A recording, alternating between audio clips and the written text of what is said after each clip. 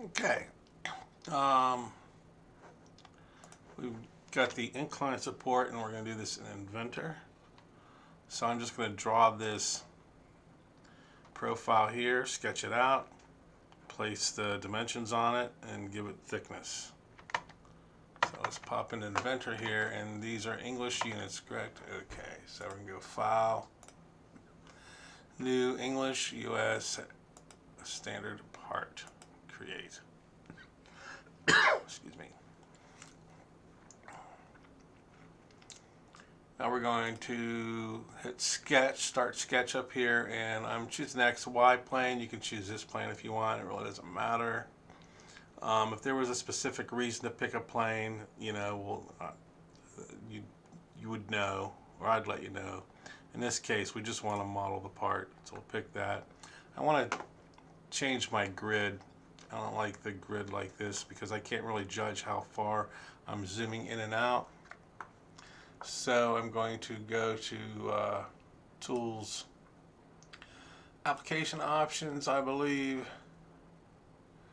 And let's see, Sketch.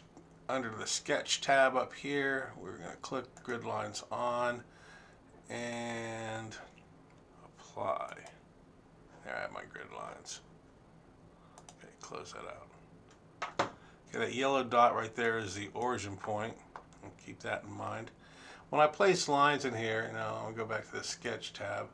When I place lines in here, it's going to give me, it'll snap onto that origin point. You see that blue box right there? It gives you a distance on how far you've traveled from the origin point, right? And our drawing is 3 by 2, pretty much basic dimensions, so I want to keep it within that range.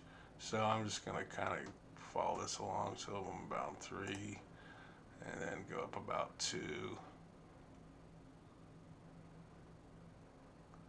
Well, I don't have to go all the way up to 2, do I? Because I'm coming up here 1.5. So I go there, and then I come up, and then go to there, and then over to here, and then so I come down on an angle, and this is going to be on the same vertical as the origin point, right? So there's our origin point there. So I'm going to come down there like so, and that little snap right there, that's a parallel snap. That's telling me that's parallel to that, and that's perpendicular to this line. So I just come in here and down and over and down back to the origin. Okay, now we'll put our dimensions on it. 3, so our dimension icon, just going to pull this down 3. And then 1.5 right here, 2 overall. Let's put the overall in real quick. From here, make that 2. 1.5 right here. We have a 0.75 distance from this edge to here, so make sure that you put it in, if you grab this line here, that you put it in so it's a horizontal and not aligned. If you snap on it right there, it's going to force an aligned dimension. We don't want that. We want a horizontal dimension. So get out of there and do it again. Or you can just hit this line and this point, like so, the line and the point. And then get that, what was it, 0.75, 3/4. Okay, then we got 1. Then over here we got 1.25 from the bottom to that corner. So from this bottom to this point. Well, make sure you grab the point. If you grab the line, it'll do weird stuff. 1.25. And then we've got 0.25 here. Now here you want to grab, you'll see that you mouse over and you'll get that little green dot. That's a midpoint. Don't click that because it'll snap to that, okay? You want to make sure that that's gone when you click, if you're going for dimensioning the entire line. Okay, so that's 0.25. And 0.5. See, if I click that middle point, it's going to be, give me that kind of a thing. So I'll just grab the line there. That's 0.5, I believe, 0.5. 0.75 right here. I'll just do this, 0.75. Okay, now every line's turned black. That means that it's completely constrained, fully constrained. That means it's not going to, you can't really do anything more to it at this point. That's usually something that's good to have before you start extruding. But we're going to add the circle in here so we can manipulate that. And we need to put a dimension on it. It's a diameter of 1.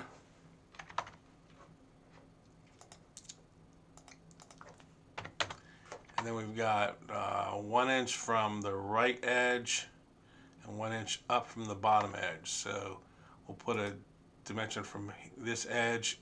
And we want to go to center of the circle, but we don't have to pick the center point.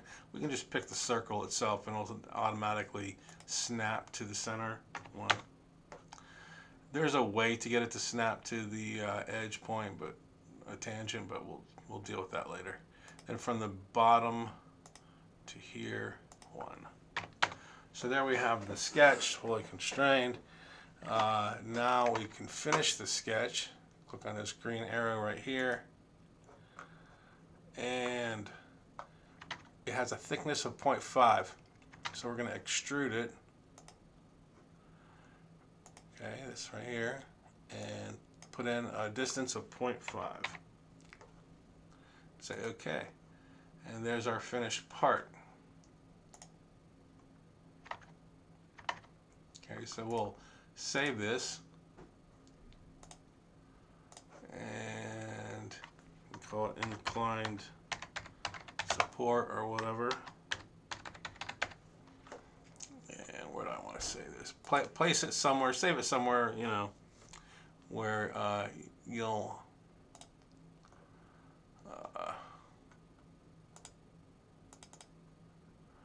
remember where they're at. I need to make new folders for this year. 1301. And this is fall 24. New folder. Fall 24. Open that up, and this is another new folder for section 1. Or section 90, whichever. You know. I'll use the same video for both sections, so. And incline support, save. And then that file is what you're going to submit in Blackboard. When you submit, I don't know if I have Blackboard up or not. Let's take a look. I do not. Blackboard.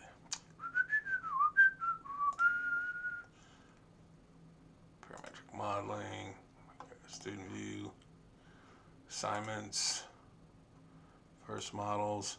Then right here, inventor model submission link, and you would upload your files, right, and submit.